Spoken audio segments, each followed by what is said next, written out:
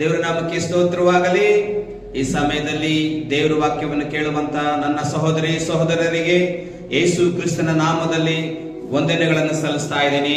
ಈ ದಿನ ದೇವರ ವಾಕ್ಯ ಭಾಗವನ್ನು ನಾವು ಧ್ಯಾನ ಮಾಡಲಿಕ್ಕೆ ಮುಂಚೆ ನಾವು ಕಣ್ಣುಗಳನ್ನು ಮುಚ್ಚಿ ಪ್ರಾರ್ಥನೆ ಮಾಡಿಕೊಳ್ಳೋಣ. ನಮ್ಮನ್ನು ಬಹಳವಾಗಿ ಪ್ರೀತಿ ಮಾಡುವ ನಮ್ಮ ಪರಲೋಕದ ತಂದೆಯಾದ ದೇವರೇ, ಈ ಸಮಯದಲ್ಲಿ ವಾಕ್ಯವನ್ನು ಕೇಳುವಂತ ನಮ್ಮ ಎಲ್ಲಾ ಸಹೋದರಿ ಸಹೋದರರಿಗೂ ಯೇಸು ಕ್ರಿಸ್ತನ ನಾಮದಲ್ಲಿ ವಂದನೆಗಳನ್ನು ಸಲ್ಲಿಸ್ತಾ ಇದ್ದೀನಪ್ಪ. ಪರಿಶುದ್ಧಾತ್ಮನು ಈ ವಾಕ್ಯವನ್ನ ಯಾರ್ಯಾರು ಕೇಳ್ತಾ ಇದ್ದಾರೋ, ಯಾರ್ಯಾರು ನೋಡ್ತಾ ಇದ್ದಾರೋ ಅವರೆಲ್ಲರ ಹೃದಯಗಳಲ್ಲಿ ನೀವು ಕ್ರಿಯೆ ಮಾಡಬೇಕಾಗ ನಾವು ಪ್ರಾರ್ಥಿಸ್ತಾ ಇದ್ದೇವೆ. ಪರಿಶುದ್ಧಾತ್ಮನ ಸ್ವಾಮಿ ಕರ್ತನೆ, ಯೂಟ್ಯೂಬ್ ಚಾನಲ್, ಫೇಸ್ಬುಕ್ ಅಲ್ಲಿ, ಇನ್ಸ್ಟಾಗ್ರಾಮ್ ಅಲ್ಲಿ ಯಾರ್ಯಾರು ಈ ವಾಕ್ಯವನ್ನ ನೋಡುತ್ತಾ ದುಃಖದಲ್ಲಿರುವರು, ಕಷ್ಟದಲ್ಲಿರುವರು, ಕಣ್ಣೀರಿನಲ್ಲಿರುವರು, ರೋಗದಲ್ಲಿರುವರು, ಬಾಧೆಯಲ್ಲಿರುವರು, ಇರುಕಗಳು, ಇಬ್ಬಂದಿಗಳಲ್ಲಿರುವಂತವರು ಎಲ್ಲರೂ ಕೂಡ ಈ ವಾಕ್ಯ ಭಾವವನ್ನ ಕೇಳಿ ಎಲ್ಲರೂ ಆಶೀರ್ವಾದ ಹೊಂದಿಕೊಳ್ಳುವಂತೆ, ಬಲ ಹೊಂದಿಕೊಳ್ಳುವಂತೆ ದೇವರ ಆತ್ಮನು ಒಬ್ಬೊಬ್ಬರ ಹೃದಯದಲ್ಲಿ ಕಾರ್ಯ ಮಾಡ್ರಿ. ದೇವರೇ, ಈ ವಾಕ್ಯವನ್ನು ಕೇಳುವಂತ ಸಹೋದರಿ ಸಹೋದರನೇ, ನಿನ್ನ ಕುಟುಂಬದಲ್ಲಿ, ನಿನ್ನ ಮಕ್ಕಳ ಜೀವನದಲ್ಲಿ, ನಿನ್ನ ಜೀವನದಲ್ಲಿ ಬದಲಾವಣೆ ಕಾಣಲಿ ಯೇಸುವಿನ ನಾಮದಲ್ಲಿ. ಈ ವಾಕ್ಯ ಭಾವವನ್ನು ಧ್ಯಾನಿಸುವಂತ ನನ್ನನ್ನು, ನಮ್ಮೆಲ್ಲರನ್ನು ಕೂಡ ನಿನ್ನ ತೋಟಕ್ಕೆ ತೆಗೆದುಕೊಂಡು ನಮ್ಮನ್ನು ಮುಟ್ಟಿ ಕಾಪಾಡಬೇಕಾಗಿ ಯೇಸುವಿನ ನಾಮದಲ್ಲಿ ಪ್ರಾರ್ಥನೆ ಮಾಡಿ ಬೇಡಿ ಹೊಂದಿದ್ದೇನೆ ನಮ್ಮ ಪರಲೋಕದ ತಂದೆ. Amen, amen. ದೇವರ ನಾಮಕ್ಕೆ ಸ್ತೋತ್ರವಾಗಲಿ. ಪ್ರೀತಿಯ ದೇವರ ಮಕ್ಕಳೇ, ಈ ದಿನ ದೇವರ ವಾಕ್ಯ ಭಾಗ ಲೂಕನು ಬರೆದ ಸುವಾರ್ತೆ 10ನೇ ಅಧ್ಯಾಯ 30ನೇ ವಚನ ನಾವು ಧ್ಯಾನ ಮಾಡಿಕೊಳ್ಳೋಣ. ಲೂಕನು ಬರೆದ ಸುವಾರ್ತೆ 10ನೇ ಅಧ್ಯಾಯ 30ನೇ ವಚನ. ಯೇಸು ಅವನಿಗೆ ಪ್ರತ್ಯುತ್ತರವಾಗಿ ಹೇಳಿದ್ದೇನೆಂದರೆ, ಒಬ್ಬನೊಬ್ಬ ಮನುಷ್ಯನು ಯೆರೂಸಲೇಮಿನಿಂದ ಗಟ್ಟ ಹಿಡಿದು ಯೆರಿಕೋವಿಗೆ ಹೋಗುತ್ತಿರುವಾಗ ಕಳ್ಳರ ಕೈಗೆ ಸಿಕ್ಕಿದನು. Praise the lord, hallelujah. ದೇವರ ನಾಮಕ್ಕೆ ಸ್ತೋತ್ರವಾಗಲಿ. ಮನುಷ್ಯನು ಯೆರೂಸಲೇಮಿನಿಂದ ಗಡ್ಡ ಹಿಡಿದು ಯೆರಿಕೋವಿಗೆ ಹೋಗುತ್ತಿರುವಾಗ ಕಳ್ಳರ ಕೈಗೆ ಸಿಕ್ಕಿದನು. ಹಲ್ಲೆಲೂಯಾ. ದೇವರ ನಾಮಕ್ಕೆ ಸ್ತೋತ್ರವಾಗಲಿ. ಯೆರೂಸಲೇಮ್ ಅನ್ನುವುದು ದೇವರ ಪರಿಶುದ್ಧ ಪಟ್ಟಣ. ಈ ದೇವರ ಪರಿಶುದ್ಧ ಪಟ್ಟಣದಲ್ಲಿ ವಾಸ ಮಾಡುವಂತ ಈ ಒಬ್ಬ ಮನುಷ್ಯನು ಯೆರೂಸಲೇಮ್ ಅಲ್ಲೇ ಆತನು ವಾಸ ಮಾಡಬೇಕಾಗಿತ್ತು. ಯೆರೂಸಲೇಮಿನಲ್ಲೇ ಆತನ ಒಂದು ದೇವಾಲಯವಿತ್ತು.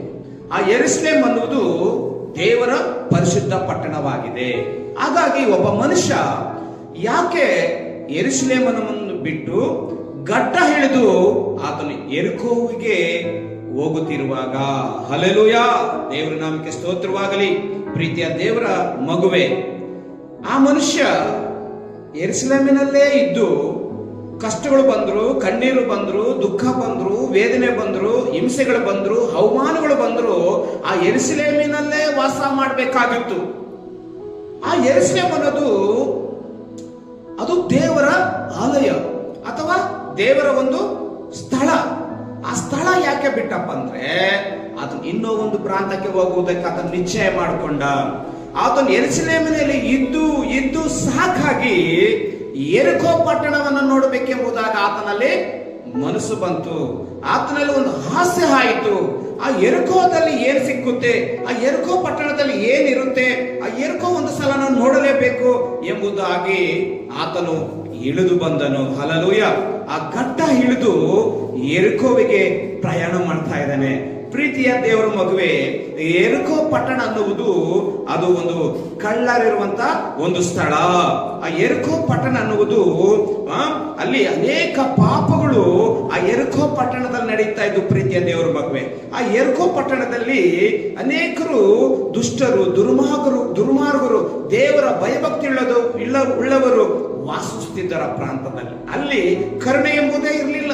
ಆ ಯೆರಿಕೋ ಪಟ್ಟಣ ಪ್ರೀತಿ ಅನ್ನೋದೇ ಇರುವಂತ ಸ್ಥಳ ಅಲ್ಲ. ಆದರೆ ಆ ಯೆರಿಕೋ ಪಟ್ಟಣಕ್ಕೆ ಹೋಗುವಾಗ ಆ ಮನುಷ್ಯ ಕಳ್ಳರ ಕೈಗೆ ಸಿಕ್ಕಿಬಿದ್ದನು. ಪ್ರೀತಿಯ ದೇವರ ಮಗುವೆ, ಈ ವಾಕ್ಯವನ್ನು ಕೇಳುವಂತ ಸಹೋದರಿ ಸಹೋದರನೇ, ಯೆರೂಸಲೇಮ್ ಪಟ್ಟಣ ಬಿಡ್ತಾ ಇದೆಯಾ? ಇದು ಬೇಡ ರೀ.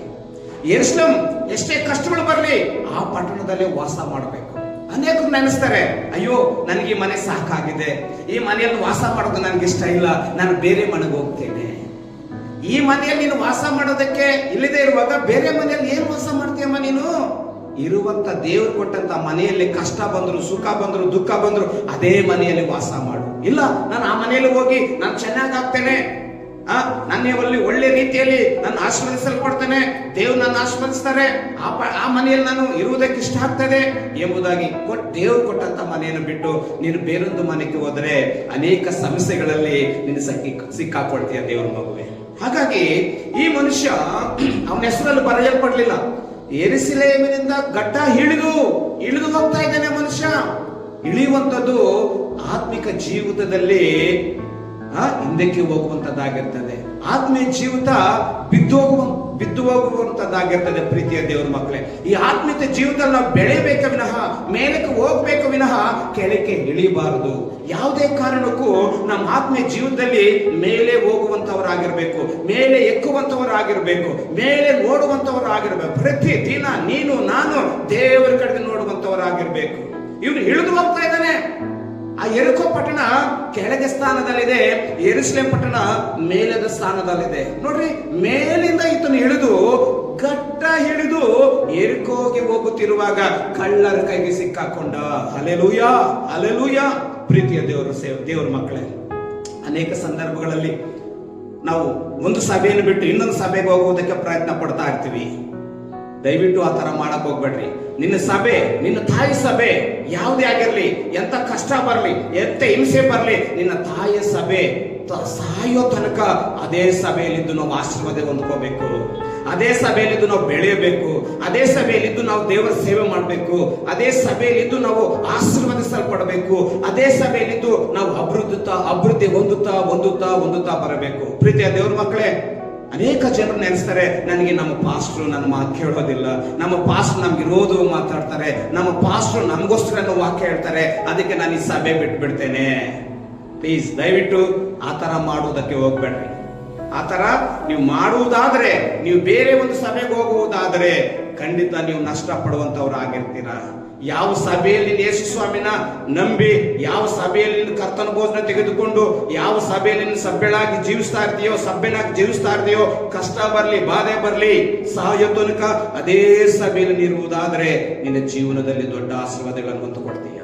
ಪ್ರೀತಿಯ ದೇವ್ರ ಮಗಳೇ, ಈ ಮನುಷ್ಯ ಯೆರಿಕೋ ಪಟ್ಟಣಕ್ಕೆ ಹೋದಾಗ ಕಳ್ಳರ ಕೈಗೆ ಸಿಕ್ಕಲ್ಪಟ್ಟ.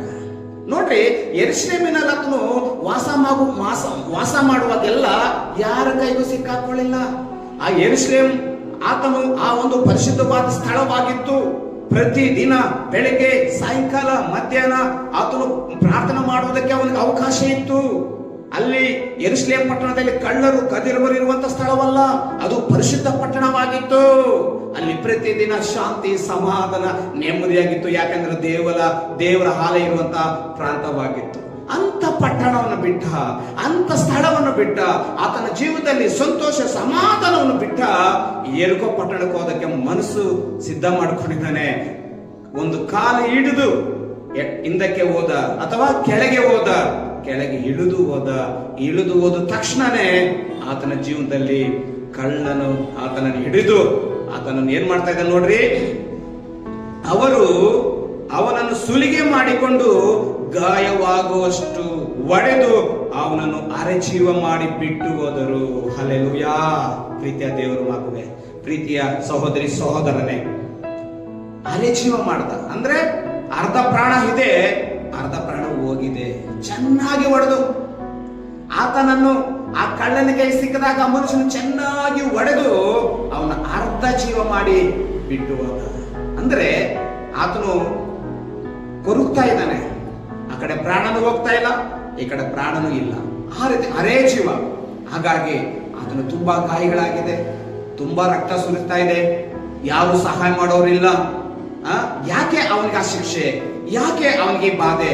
ಯಾಕೆ ಆತನಿಗೆ ಈ ಒಂದು ನೋವು? ಅಂದ್ರೆ ಇರುವಂತ ಸ್ಥಳವನ್ನು ಬಿಟ್ಟಿದ್ದಕ್ಕೆ, ಆತನ ಪರಿಶುದ್ಧ ಮಂದಿರವನ್ನು ಬಿಟ್ಟಿದ್ದಕ್ಕೆ, ಆತನ ಪರಿಶುದ್ಧವಾದ ಸ್ಥಳವನ್ನು ಬಿಟ್ಟಿದ್ದಕ್ಕೆ, ಆತನ ಪರಿಶುದ್ಧವಾದ ಒಂದು ಐಕ್ಯತೆಯನ್ನು ಬಿಟ್ಟಿದ್ದಕ್ಕೆ, ದೇವರ ಮಕ್ಕಳ ಐಕ್ಯತೆ, ದೇವರ ಮಕ್ಕಳ ಸಹವಾಸ, ದೇವರ ಸೇವಕರ ಒಂದು ಸಹವಾಸ, ದೇವರ ಸ್ಥಳವನ್ನು ಬಿಟ್ಟಿದ್ದಕ್ಕೆ ಅವನಿಗೆ ಈ ಶಿಕ್ಷೆ ಈಗ ಬಂದಿದೆ. ಓ ಸಹೋದರಿ ಸಹೋದರನೇ, ಯಾರ ಜೊತೆ ನಿನ್ನ ಸಹವಾಸ, ಯಾರ ಜೊತೆ ನಿನ್ನ ಐಕ್ಯತೆ, ಯಾರ ಜೊತೆ ನಿನ್ನ ಸ್ನೇಹ?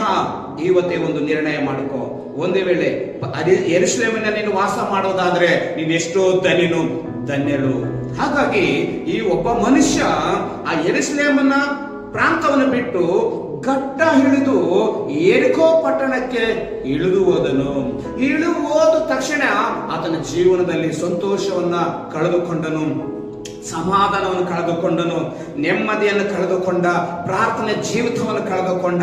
ಯಾಕಪ್ಪ ಅಂದ್ರೆ ಆ ಯೆರಿಕೋ ಪಟ್ಟಣದಲ್ಲಿ ಪ್ರಾರ್ಥನೆ ಜೀವಿತ ಇಲ್ಲ, ಆ ಯೆರಿಕೋ ಪಟ್ಟಣದಲ್ಲಿ ಸಮಾಧಾನ ಇಲ್ಲ, ಆ ಯೆರಿಕೋ ಪಟ್ಟಣದಲ್ಲಿ ನೆಮ್ಮದಿ ಇಲ್ಲ, ಆ ಯೆರಿಕೋ ಪಟ್ಟಣದಲ್ಲಿ ದೇವರ ಆಶ್ರಯ ಇಲ್ಲ. ಅದಕ್ಕೆ ಆ ಒಂದು ಪ್ರಾಂತಕ್ಕೆ ಹೋದ. ಪ್ರೀತಿಯ ದೇವರ ಮಗುವೆ, ಸಹೋದರಿ ಸಹೋದರನೇ, ನಾವು ಅಬ್ರಾಮನ ಜೀವನವನ್ನು ನೋಡುವಾಗ ಅಬ್ರಾಮನ ಅಣ್ಣನ ಮಗನಾದ ಲೋಟನು ಆ ಒಂದು ಅಬ್ರಾಮನ ಜೊತೆಯಲ್ಲಿ ಇದ್ದಾಗ ದೇವರು ಅಬ್ರಾಮನನ್ನು ಆಶೀರ್ವಾದ ಮಾಡ್ದ, ಆ ಲೋಟನನ್ನು ಕೂಡ ಆಶೀರ್ವಾದ ಮಾಡ್ದ. ಸರಿ ಸಮಾನವಾಗಿ ಲೋಟನನ್ನು ಕೂಡ ದೇವರು ಆಶೀರ್ವಾದ ಮಾಡ್ದ. ಆದ್ರೆ ಅದನ್ನು ಕಣ್ಣೆತ್ತಿ ನೋಡಿ ಫಲವತ್ತಾದ ಭೂಮಿಯನ್ನು ಆರಿಸಿಕೊಂಡು ಲೋಟನು ಅಬ್ರಹಾಮನ ಒಂದು ಸ್ನೇಹವನ್ನು ಬಿಟ್ಟು ಅದನ್ನು ವಾರೆಯಾಗಿ, ಸಪರೇಟ್ ಆಗಿ ಅಥವಾ ಬೇರೆಯಾಗಿ ಹೋಗಿ ಆ ಪ್ರಾಂತ ಏನಾಯ್ತು ಗೊತ್ತಾ? ಸದೋಮ್ ಗೋಮರ ಪಟ್ಟಣವಾಗಿ ಮಾರ್ಪಡ್ತು. ಹಲ್ಲೆಲೂಯಾ, ಪ್ರೀತಿಯ ದೇವರ ಮಗುವೆ. ಹಾಗಾಗಿ ಇಲ್ಲಿ ನಾವು ನೋಡುವಾಗ ಒಡೆದು ಅವನನ್ನು ಅರೆಜೀವ ಮಾಡಿ ಬಿಟ್ಟು ಹೋದರು. ಹಾಗಾಗಿ ನೀನು ಆ ಕಡೆನೂ ಇಲ್ಲ ಅಥವಾ ಈ ಕಡೆನೂ ಇಲ್ಲ. ಹಾಗಾಗಿ ಮತ್ತೆ ನೀನು ಎಲ್ಲಿ ಬಿದ್ದಿದೆಯೋ ಅಲ್ಲಿಂದ ಎದ್ದೇಳು ಸಹೋದರನೇ, ಅಲ್ಲಿಂದ ಎದ್ದೇಳು ಸಹೋದರಿ. ಮತ್ತೆ ಮೊದಲಿದ್ದ ಒಂದು ಪ್ರೀತಿ, ಮೊದಲಿದ್ದ ಒಂದು ಸಂತೋಷ, ಮೊದಲಿದ್ದ ಒಂದು ಸಮಾಧಾನ ನೀನು ಹೊಂದಿಕೋ. ಯೆರೂಸಲೇಮ್ ಪಟ್ಟಣಕ್ಕೆ ತಿರುಗಿ ಹೋಗು. ಯೆರೂಸಲೇಮ್ ಪಟ್ಟಣಕ್ಕೆ ಹೋದಾಗ ನೀನು ಮತ್ತೆ ದೇವರನ್ನು ಕಟ್ಟಲ್ಪಡ್ತಾನೆ. ನನ್ನ ಪ್ರೀತಿಯ ಸಹೋದರಿ ಸಹೋದರನೇ, ಈ ಸಮಯದಲ್ಲಿ ಈ ಯೆರಿಕೋ ಪಟ್ಟಣಕ್ಕೆ ಹೋದಂತ ಸಮಯದಲ್ಲಿ ಕಳ್ಳರು ಅವನನ್ನು ಹಿಡಿದು ಆತನನ್ನು ಚೆನ್ನಾಗಿ ಹೊಡೆದು, ಆತನನ್ನ ಗಾಯವಾಗುವಷ್ಟು ಸಾರಿ ಅವನು ಹೊಡೆದು, ಆತನಿರುವಂತಹ ರಕ್ತವೆಲ್ಲೋ ಆಚೆ ಆದಾಗ ಆತನಲ್ಲಿರುವಂತಹ ಅಮೂಲ್ಯವಾದ ವಸ್ತುಗಳನ್ನ ಅವರು ಸುಲಿಗೆ ಮಾಡಿಕೊಂಡರು. ಹಲ್ಲೆಲೂಯಾ, ಪ್ರೀತಿಯ ದೇವರ ಮಗುವೆ. ಅನೇಕ ಸಂದರ್ಭಗಳಲ್ಲಿ ಸೈತಾನನು ಕೂಡ ಅಷ್ಟೇ, ನಾವು ದೇವರ ಸಮ್ಮುಖಕ್ಕೆ ನಾವು ಹೋಗದೆ ಭಾನುವಾರ ಆಗಿರ್ಬೋದು ಅಥವಾ ಪ್ರತಿದಿನ ಪ್ರಾರ್ಥನೆಲಾಗಿರ್ಬೋದು, ಯಾವುದೇ ಪ್ರಾರ್ಥನೆ ಆಗಿರ್ಬೋದು, ನಾವು ತಪ್ಪಿಸಿಕೊಳ್ಳುವಾಗ ಸೈತಾನು ನಮ್ಮಲ್ಲಿರುವಂತಹ ಅನೇಕ ಅಮೂಲ್ಯವಾದ ವಸ್ತುಗಳನ್ನ, ಅಮೂಲ್ಯವಾದ ವರಗಳನ್ನ ಆತನು ಕದ್ದುಕೊಳ್ತಾನೆ. ನೋಡ್ರಿ, ಈ ಮನುಷ್ಯ ಯೆರೂಸಲೇಮಿನಲ್ಲಿದ್ದಾಗ ಈ ಸ್ಥಿತಿ ಅವನಿಗೆ ಬರಲಿಲ್ಲ, ಯೆರೂಸಲೇಮಿನಲ್ಲಿದ್ದಾಗ ಈ ನೋವು ಅವನಿಗೆ ಬರಲಿಲ್ಲ, ಯೆರೂಸಲೇಮಿನಲ್ಲಿದ್ದಾಗ ಈ ಒಂದು ದುಃಖ ಅವನಿಗೆ ಬರಲಿಲ್ಲ. ಆದರೆ ಯೆರೂಸಲೇಮನ್ನು ಬಿಟ್ಟ ತಕ್ಷಣನೇ ಅವನು ಕೆಳಕ್ಕೆ ಇಳಿದು ಹೋದ. ಆತನ ಆತ್ಮೀಯ ಜೀವಿತದಲ್ಲಿ ಹಿಂಜಾರಿದು ಹೋದ. ಆತನ ಆತ್ಮೀಯ ಜೀವಿತದಲ್ಲಿ ಏನ್ ಮಾಡ್ದ? ಹಿಂದಕ್ಕೆ ಹೋಗಿಬಿಟ್ಟನು. ಪ್ರೀತಿಯ ದೇವರು ನೋಡುತ್ತೆ, ನಿನ್ನ ಆತ್ಮೀಯ ಜೀವನದಲ್ಲಿ ಇಳಿದು ಹೋಗ್ತಾ ಇದೆಯಾ ಅಥವಾ ಯೆರಿಕೋ ಪಟ್ಟಣಕ್ಕೆ ಪ್ರಯಾಣ ಮಾಡ್ತಾ ಇದೆಯಾ? ಈ ದಿನವೇ ನಿನ್ನ ಪರೀಕ್ಷೆ ಮಾಡಿ. ಈ ಕ್ಷಣದಲ್ಲಿ ನಿನ್ನನ್ನು ಪರೀಕ್ಷೆ ಮಾಡ್ಕೊ. ಅಯ್ಯೋ, ನಾನು ಯೆರೂಸಲೇಮಿನಲ್ಲಿ ವಾಸ ಮಾಡುವವನು, ನಾನು ಯೆರೂಸಲೇಮಿನಲ್ಲಿ ವಾಸ ಮಾಡುವಳು, ಆ ಪ್ರಾಂತವನ್ನು ಬಿಟ್ಟು ನಾನು ಯೆರಿಕೋ ಪಟ್ಟಣಕ್ಕೆ ಹೋದ್ರೆ ಕಳ್ಳರನ್ನು ಹೇಳ್ಕೊಡ್ತಾರೆ. ಕಳ್ಳ ಯಾರು ಗೊತ್ತಾ? ಸೈತಾನನಾಗಿ. ಪ್ರೀತಿಯ ದೇವರು, ನಿಮಗೆ ಯಾವಾಗಲೂ ಕೂಡ ಯೆರೂಸಲೇಮ್ ಎಂಬ ಪಟ್ಟಣದಲ್ಲಿ ನೀನು ಯಾವಾಗಲೂ ಅಲ್ಲೇ ಇದ್ದು, ಅಲ್ಲೇ ಪ್ರಾರ್ಥನೆಯಲ್ಲಿ, ಸತ್ಯವೇದ ಓದುವುದರಲ್ಲಿ, ವಾಕ್ಯ ಧ್ಯಾನ ಮಾಡುವುದರಲ್ಲಿ, ಸಹೋದರ ಅನ್ಯೋನ್ಯತೆಯಲ್ಲಿ ಅದೇ ಪ್ರಾಂತದಲ್ಲಿ ನಿಲ್ಲಿರುವಾಗಿರು, ಅದೇ ಪ್ರಾಂತದಲ್ಲಿ ವಾಸವಾಗಿರು. ಆ ಪಟ್ಟಣ ಬಿಟ್ಟು ಯಾಕೆ ಯೆರಿಕೋ ಪಟ್ಟಣಕ್ಕೆ ಹಿಂಚೇರಿ ಹೋಗ್ತೀಯಾ? ಹಾಗಾಗಿ ಪ್ರೀತಿಯ ದೇವರ ಮಗುವೆ, ನಿನ್ನಲ್ಲಿರುವಂತಹ ಅಮೂಲ್ಯವಾದ ವರಗಳನ್ನ ಸೈತಾನನ ಕಳ್ತನ ಮಾಡ್ತಾನೆ. ನಿನ್ನ ರಕ್ಷಣೆ ಮಾಡೋದಕ್ಕೆ ಯಾರು ಬರಲ್ಲ, ನಿನ್ನ ಸೇವೆ ಮಾಡೋದಕ್ಕೆ ಯಾರು ಬರಲ್ಲ. ಹಾಗಾಗಿ ಎಲ್ಲರೂ ಕೈ ಬಿಡ್ತಾರೆ, ಎಲ್ಲರೂ ನಿನ್ನ ದೂರ ತಳ್ಳಿಬಿಡ್ತಾರೆ. ನಿನ್ನಲ್ಲಿರುವಂತಹ ಅಮೂಲ್ಯವಾದ ವಸ್ತುಗಳನ್ನು ಸೈತಾನನ್ನು ಕಂಡುಕೊಂಡಾಗ ನಿನ್ನಲ್ಲಿರುವಂತ ಎಲ್ಲ ಸೈತಾನ ಕಡೆ ಹೋಗುತ್ತೆ. ಆಗ ನೀನು ಜೀರೋ ಆಗ್ಬಿಡ್ತಾರೆ. ಒಂದು ಸಲ ನೀನು ಹೀರೋ ಆಗಿದ್ದಾಗ ಎಲ್ಲರೂ ನಿನ್ನ ಹತ್ರ ಬರ್ತಾ ಇದ್ರು, ಎಲ್ಲರೂ ನಿನ್ನನ್ನು ಬಂದು ಸಂತೈಸ್ತಾ ಇದ್ರು. ಆದ್ರೆ ನೀನು ಆ ಪ್ರಾಂತವನ್ನು ಬಿಟ್ಟು ಯೆರಿಕೋ ಪಟ್ಟಣಕ್ಕೆ ಹೋದಾಗ ನಿನ್ನಲ್ಲಿರುವಂತಹ ಅಮೂಲ್ಯವಾದ ವಸ್ತುಗಳನ್ನು ಕದ್ದು ನಿನ್ನ ಅರೆಜೀವ ಮಾಡಿ ಪ್ರಾಣ ಹೋಗುವಷ್ಟು ಸಹ ನೀನು ಹೊಡೆದು ಆ ಪ್ರಾಣದಲ್ಲಿ ನಿನ್ನಲ್ಲಿ ಬಿದ್ದಿದೆಯಾ? ಯಾರು ನೋಡುವುದಕ್ಕೆ ನಿನ್ನ ಹತ್ರ ಬರುತ್ತಿಲ್ಲ. ಪ್ರೀತಿಯ ದೇವರ ಮಗುವೆ, ಈ ವಾಕ್ಯವನ್ನು ಕೇಳುವಂತ ಸಹೋದರಿ ಸಹೋದರನೇ, ಎಷ್ಟೇ ಕಷ್ಟ ಬಾಧೆ ಬಂದರೂ ಕೂಡ ನಿನ್ನ ತಾಯಿ ಸಭೆಯನ್ನು ಬಿಡಬೇಡ, ನಿನ್ನ ಸಹೋದರ ಐಕ್ಯವನ್ನು ಬಿಡಬೇಡ. ಯೆರೂಸಲೇಮಿನಲ್ಲಿ ಇದ್ದು ಜಯವನ್ನು ಹೊಂದು, ಯೆರೂಸಲೇಮಿನಲ್ಲಿ ಇದ್ದು ಆಶೀರ್ವಾದ. ಸ್ಥಳ ಎಷ್ಟು ಪರಿಶುದ್ಧವಾದ ಸ್ಥಳ. ಸ್ಥಳದಲ್ಲಿರುವಾಗ ನಿನಗೆ ಆರೋಗ್ಯ ದೇವರು ಕೊಡ್ತಾನೆ, ಸಂತೋಷ ಸಮಾಧಾನ ದೇವರು ಕೊಡ್ತಾನೆ, ಆಶೀರ್ವಾದ ಕಣ್ಣನ್ನು ಮುಚ್ಚಿ ನಾವು ಪ್ರಾರ್ಥನೆ. ನಮ್ಮನ್ನು ಬಹಳವಾಗಿ ಪ್ರೀತಿ ಮಾಡುವ ನಮ್ಮ ಪರಲೋಕದ ತಂದೆಯಾದ ದೇವರೇ, ಈ ವಾಕ್ಯವನ್ನು ಕೇಳುವಂತಹ ಸಹೋದರಿ ಸಹೋದರರು ಯಾರೇ ಆಗಿರ್ಬೋದು, ಈ ವಾಕ್ಯ ಭಾಗ ಅವರಿಗೆ ಆಶೀರ್ವಾದವಾಗಿ ಮಾರ್ಪಡಲಪ್ಪ. ಪರಿಶುದ್ಧಾತ್ಮನು ಈ ವಾಕ್ಯವನ್ನು ಕೇಳುವಂತ ಎಲ್ಲ ಮಕ್ಕಳಿಗೆ ಸಂತೋಷ ಸಮಾಧಾನ ಅನುಗ್ರಹಿಸು. ಒಂದು ವೇಳೆ ಯಾರಾದರೂ ಹಿಂಜರಿದು ಹೋಗ್ತಾ ಇದ್ದರೆ ದೇವ ಈ ವಾಕ್ಯವು ಅವರಿಗೆ ಎಚ್ಚರಿಕೆಯಾಗಿರಲಿ ಸ್ವಾಮಿ. ಆಶೀರ್ವದಿಸು, ಬಲಪಡಿಸು, ಕಾಪಾಡಬೇಕಾಗಿ ಯೇಸುವಿನ ಮಹಾಪರಿಶುದ್ಧ ನಾಮದಲ್ಲಿ ಪ್ರಾರ್ಥನೆ ಮಾಡಿ ಬೇಡಿ ಹೊಂದಿದ್ದೇವೆ. ಪರಲೋಕದ ತಂದೆಯಾದ ದೇವರೇ, ಆಮೆನ್, ಆಮೆನ್.